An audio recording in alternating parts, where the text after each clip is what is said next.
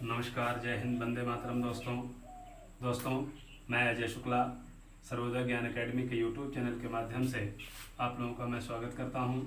दोस्तों, कल मैंने आप लोगों को यानी इससे पिछले वीडियो में मैंने आप लोगों को हिंदी के अंतर्गत रस को हमने बताया था और रस के अंतर्गत मैंने आपको हास्य रस बताया था। ठीक है दोस्तों, और आप लोगों ने उस वीडियो को देखा भी, और जिन लोगों ने नहीं देखा है तो वो लोग प्लेलिस्ट में जाकर के वो लोग देख सकते हैं। ठीक है, तो आइए हम लोग शुरू करते हैं रस के विषय में। अगला रस मैं आपको बता रहा हूँ।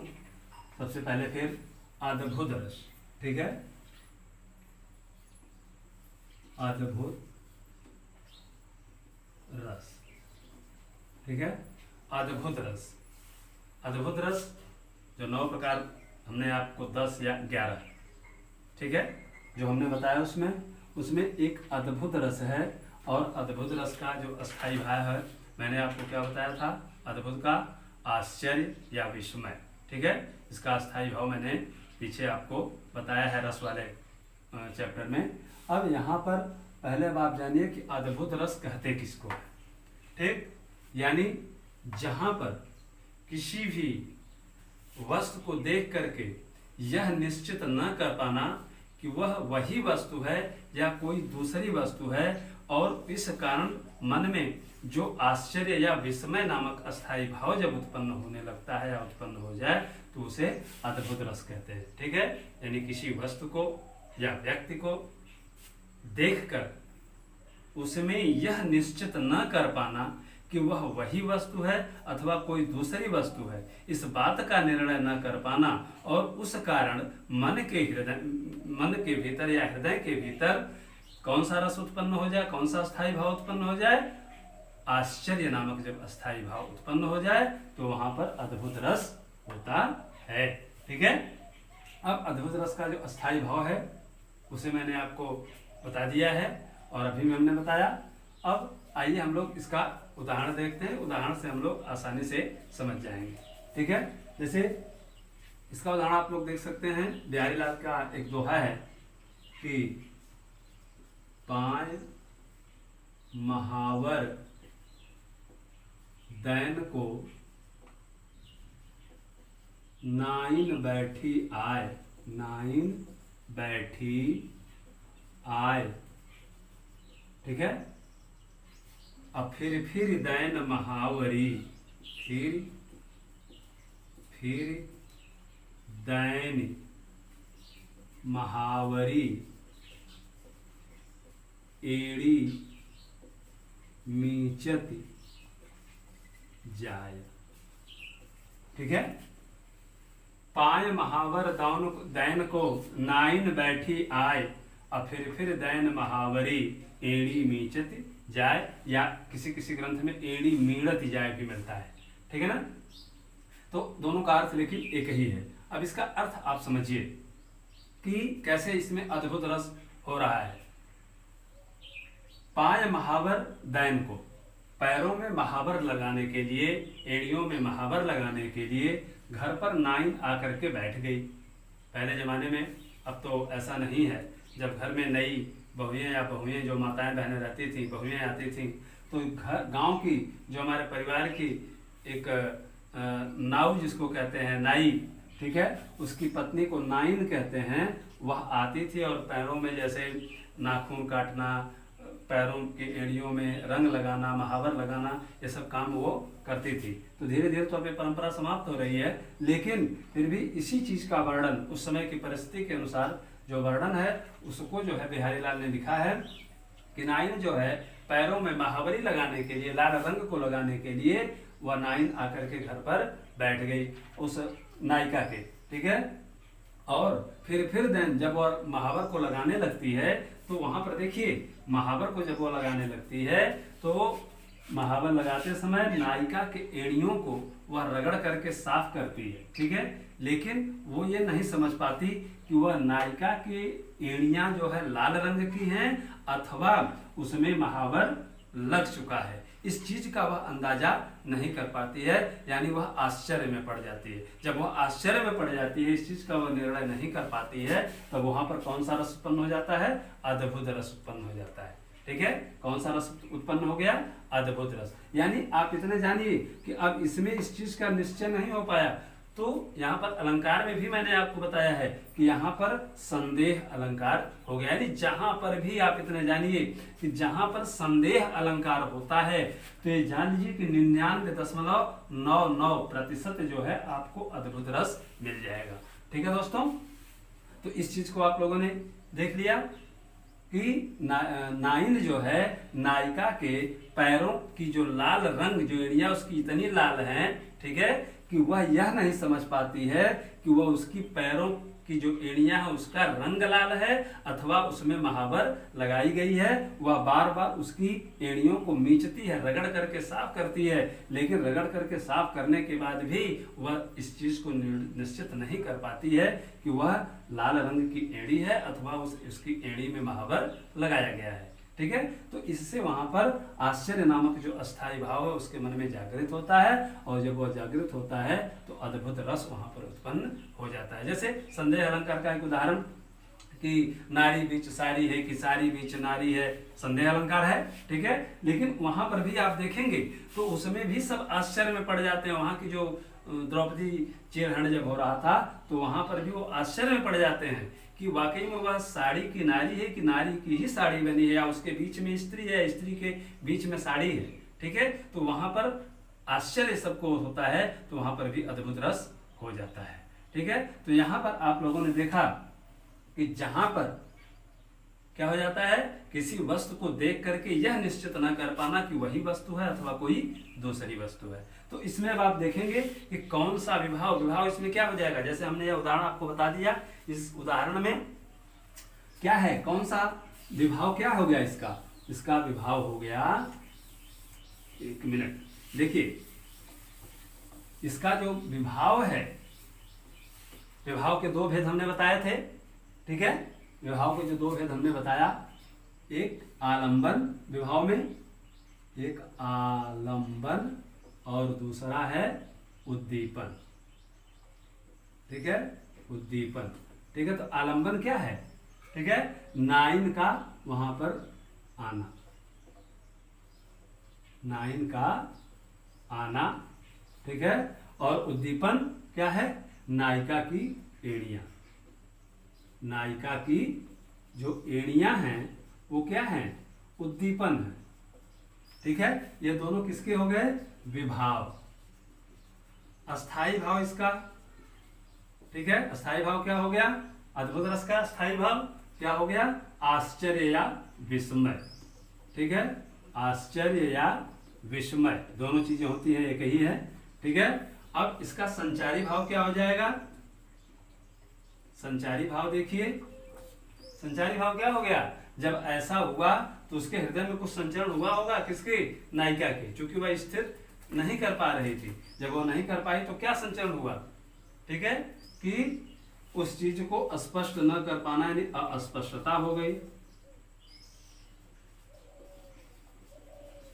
ठीक है, यानी निश्चय न कर पाना, अस्पष्टता या निश्चय न कर पाना। और फिर इसके बाद अनुभव क्या हो गया? जब वह निश्चय नहीं कर पा रही थी, जब ऐसा संचरण उसके हृदय में होने लगा, निश्चय वो नहीं कर पा रही थी, तो अब अनुभव क्या इसका हो जाएगा? इसका अनुभव हो गया कि नाइन की एड़ियों को बार बार पुनः रगड़ना। ठीक है, अब नायिका की एड़ियों को रगड़ना। ठीक है ना, ये स्थिति हो जाती है। तो आप लोगों ने देखा उस दोहे में कि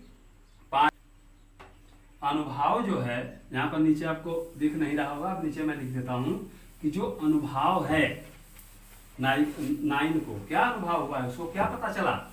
उसको पता ये चला कि नायिका जो है अनुभाव, मैं फिर से लिख देता हूं, अनुभाव जो है क्या हुआ? नाइन नायिका की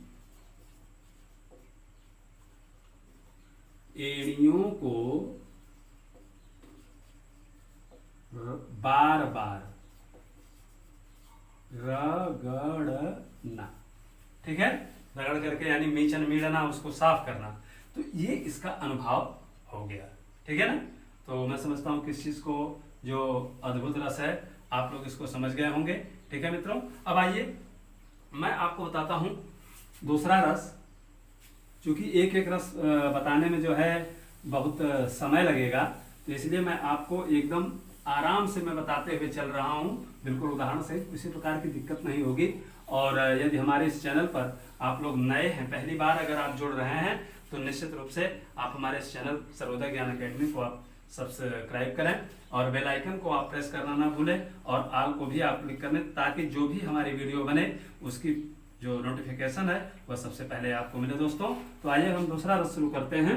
वह दूसरा रस कौन सा, से मान लेते हैं हम लोग रौद्र रस। चलिए रौद्र रस को ले लेते हैं।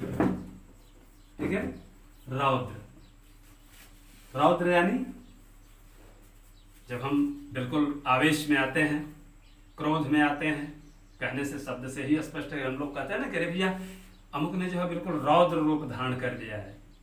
ठीक है, यानी क्रोधित हो गए हैं, रौद्र रूप धारण करने यानी क्रोधित हो गए हैं। तो इस तरह से रौद्र रस का जो अस्थाई भाव है वह क्या निकल करके आया, क्रोध। रौद्र से क्रोध हमने बताया है। ठीक है ना, कि रौद्र का अस्थाई भाव क्रोध हो गया। ठीक ना। तो अब रौद्र रस कहते किसको है, इसको हम लोग देखते हैं।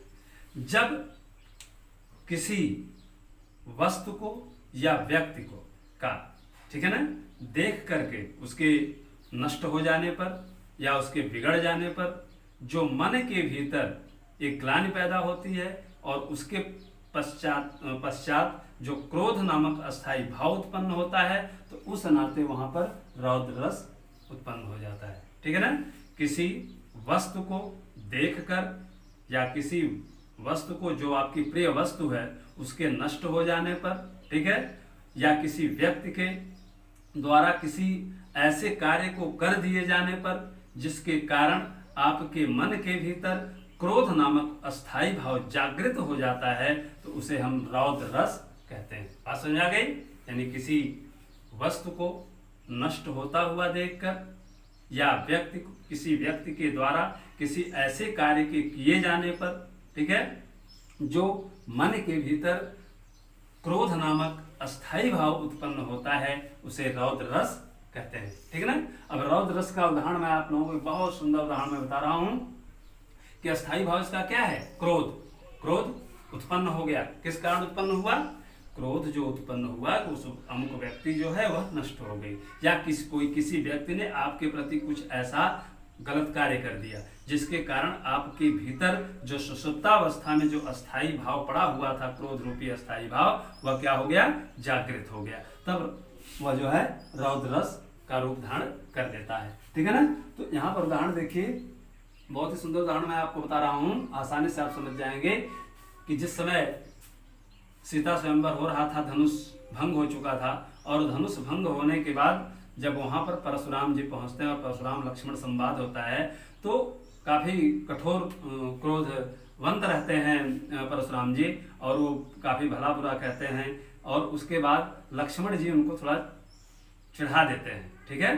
तो इस नाते वो क्या करते हैं, परशुराम जी क्रोधित हो जाते हैं, रौद्र रूप धारण कर लेते हैं। तब वो लक्ष्मण जी से कहते हैं कि रे नृप बालक काल बस, रे नृप बालक काल बस, बोलत तोहिन संभार, बोलत तोहि न संभार, धनुहि सम त्रिपुरारि, धन विदित सकल संसार। ठीक है ना। अब देखिए, जब लक्ष्मण जी उनको चिढ़ाने लगते हैं तो वह रौद्र रूप धारण कर लेते हैं, और रौद्र रूप धारण करके उन्होंने कहा लक्ष्मण जी से कि रे नृप बालक काल बस, बोलत तो ही न संभार, धनु ही सम त्रिपुरारि धनु, विदित सकल संसार। ठीक है, वो कहते हैं कि रे नृप बालक, हे राजा के बालक, बोलत तो ही न संभार, तू अपनी वाणी को संभाल करके नहीं बोल रहा है। ठीक है, बोलत तो ही न संभार, धनु ही सम त्रिपुरारि धनु, कि क्या जो शिव की यह धनुष है, तुमने संसार भर की सभी धनुष के बराबर तुमने इसको कर दिया। ठीक है ना, बोलत तो ही न संभार, धनु ही सम त्रिपुरारि धनु, विदित सकल संसार, जो संसार भर की जो सभी धनुष है जिसको तुम जान रहे हो, क्या उस धनुष के बराबर तुमने शिव की धनुष को कर दिया है। यानी वो रौद्र रूप धारण कर लेते हैं, और रौद्र रूप धारण करके उन्होंने इस बात को उनसे कहा था। ठीक है, अब आइए हम लोग इसमें जो है क्या विभाव, अनुभाव, संचारी भाव, इसको अब मैं आपको समझा रहा हूं। अब आपको इस जो उदाहरण है आप आसानी से समझ जाएंगे। ठीक है ना, देखिए इसका जो उदाहरण है, इस उदाहरण में विभाव के जो दोनों भेद हैं, विभाव, आलंबन और उद्दीपन, आलंबन और दूसरा है उद्दीपन। आलंबन क्या है? आलंबन क्या है? वहां पर आलंबन है परशुराम का प्रवेश, परशुराम का प्रवेश। ठीक है, और उद्दीपन क्या हो गया? धनुष का टूटना, धनुष का टूटना, ये हो गया आपका विभाव। ठीक है ना, ये दोनों क्या हो गए? विभाव हो गए। परशुराम जी वहां पर आना, यह आलंबन है, आश्रय है। और उद्दीपन, उनके उद्दीपन जो विभाव का जो दूसरा महत्वपूर्ण तथ्य है कि क्यों वो आए वहां पर, तो उसका उत्तर हुआ कि जो धनुष टूट गई थी। ठीक है ना, अब जब धनुष टूट गए तो उसका अस्थाई भाव क्या हो गया? उसको जब उन्होंने देखा तो अस्थाई भाव क्या निकला आपका? क्रोध, क्रोधित हो गए। वो क्या हो गए? क्रोधित हो गए, अस्थाई भाव, क्रोधित हो गए। ठीक है ना, यानी उसका अस्थाई भाव क्या हो गया? क्रोध। ठीक है ना, मुख्य। अब संचारी भाव क्या हो गया इसका? संचारी भाव, संचारी भाव क्या हो गया इसका? अब उनके हृदय में जब क्रोध हुआ तो ग्लानि से भर गए। किससे भर गए? ग्लानि। ठीक है, ग्लानि हो गई उनको। जब ग्लानि हो गई तो अनुभव, अनुभाव क्या हो गया इसका? अनुभाव। ठीक है ना, अब इसका अनुभव जब ग्लानि से वो भर गए तब उन्होंने क्या कहा? उनको हिदायत देने लगे कि तुम अपनी जबान पर नियंत्रण रखो। तुम जो अनाप शनाप बक रहे हो, सभी धनुष को क्या बता रहे हो? शिव के धनुष के बराबर तुमने जो तुलना कर रहे हो, इस पर तुम नियंत्रण करो, नहीं तो मैं कुछ भी कर सकता हूं। यानी वहां पर कुछ भी करने की वो धमकी दे जाते हैं आगे जब हम बढ़ते हैं रामचरितमानस में। तो ये जो है इसका पूरा है विभाव। क्या है? अस्थाई भाव, संचारी भाव और उद्दीपन, ये अनुभाव। ठीक है, और उसका जो आलंबन और उद्दीपन, ये मैंने आपको बता दिया, इसको आप लोग समझ गए होंगे। तो ये है रौद्र रस और रौद्र का स्थायी भाव क्रोध। ठीक है ना, तो क्या पूछ दिया गया आपसे परीक्षा में कि क्रोध किस रस का स्थायी भाव है? तो क्रोध जो है रौद्र रस का स्थायी भाव है। ठीक, इतनी बात आप लोग समझ गए होंगे। अब एक रस और बता दूं मैं आप लोगों को। आइए, हमने आपको बताया रौद्र रस के बारे में, अद्भुत रस के बारे में, और अब मैं आपको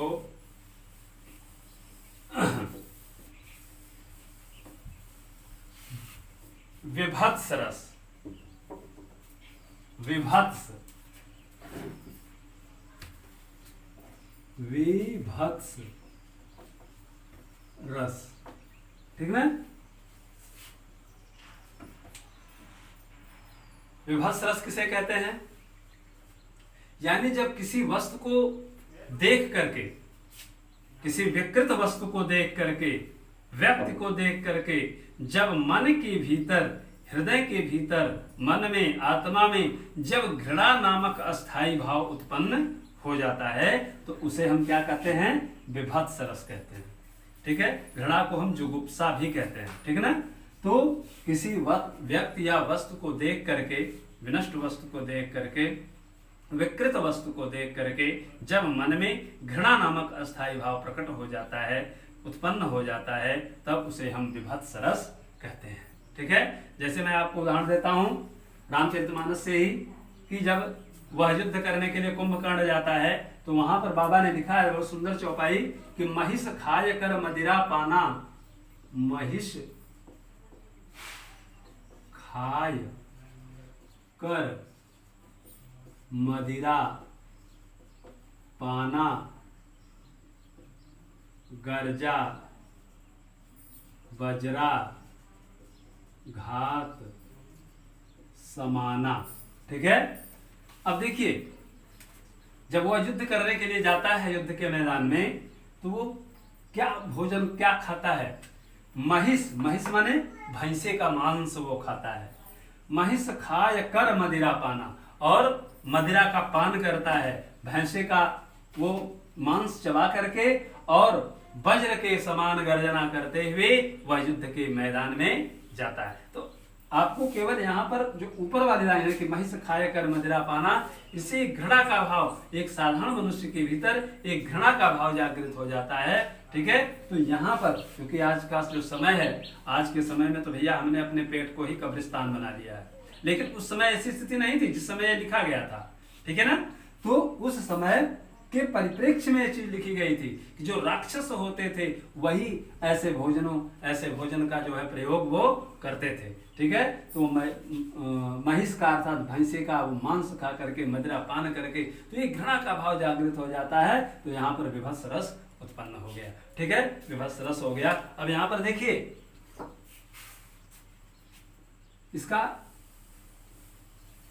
वो क्या है, विभाव। अब मैं सीधे सीधे आपको आलंबन, उद्दीपन, पहले अब आप देखिए विभाव, विभाव इसका क्या है, आलंबन क्या है, कुंभकर्ण का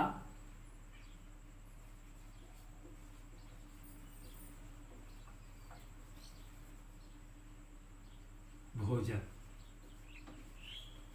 ठीक है, और उद्दीपन इसका क्या हो जाएगा, उद्दीपन। ठीक है, भोजन में वो क्या करता है, महिष का मांस। ठीक है ना। इसके कारण महिष का मांस यानी खाना, यह उद्दीपन है। फिर से अस्थाई भाव जागृत हुआ। कौन सा अस्थाई भाव जागृत हो गया भाई? इससे अस्थाई भाव जागृत हो गया क्या, जुगुप्सा या घृणा। जुगुप्सा या घृणा नामक अस्थाई भाव उत्पन्न हो गया, जो सुसुप्तावस्था में पड़ा हुआ था उस चीज को देख करके। ठीक है ना। फिर इसके बाद क्या हो गया, अस्थाई भाव तो ये हो गया। फिर संचारी भाव क्या हुआ, संचारी भाव उसका क्या हुआ, उसका प्रतिफल ये हुआ उसको खाने से कि जो था वह वज्र के समान वह गर्जना करने लगा, यानी गर्जना। ठीक है, और अनुभव क्या हुआ, युद्ध के मैदान में जाना। ठीक ना। तो ये जो है आपका अनुभव हो गया। तो ये हो गया आपका विभत्स रस। ठीक ना। ये आपका विभत्स रस हो गया कि उसके विभाव आलंबन, उद्दीपन, अस्थाई भाव, संचारी भाव और अनुभव। ठीक ना। तो मैं समझता हूं कि इस चीज को भी आप लोग समझ गए होंगे। हमने आज आपको विभत्स रस, ठीक है ना, और अद्भुत रस, यह रस हमने आपको बताया, विभत्स रस हमने आपको बताया, अद्भुत रस हमने आपको बताया, और एक रस हमने और आपको बताया था, कौन सा, कौन सा रस बताया हमने? भयानक, सॉरी रौद्र रस हमने बताया, ठीक है ना। हमने कौन कौन से 3 रस की चर्चा हमने आज की? रौद्र रस की हमने चर्चा की, अद्भुत रस की हमने चर्चा की, और विभत्स रस की हमने आज आप लोगों से चर्चा की। और मैं समझता हूं कि इस तीनों रस को आप लोग आसानी से समझ गए होंगे दोस्तों। और आप इसे, हमारे इस वीडियो को आप लाइक करें, शेयर करें, और हाँ, अगर कोई चीज़ आप समझ नहीं पाए हैं तो आप कमेंट अवश्य करें, कमेंट मुझे करें, ताकि मैं जान सकूं कि नहीं आप इस चीज़ को समझ गए हैं, ठीक है। और फिर रस के जो और भेद बचे हैं उसको मैं आपको अगले वीडियो में फिर मैं बताऊंगा। फिर मिलते हैं नेक्स्ट वीडियो में, तब तक के लिए जय हिंद।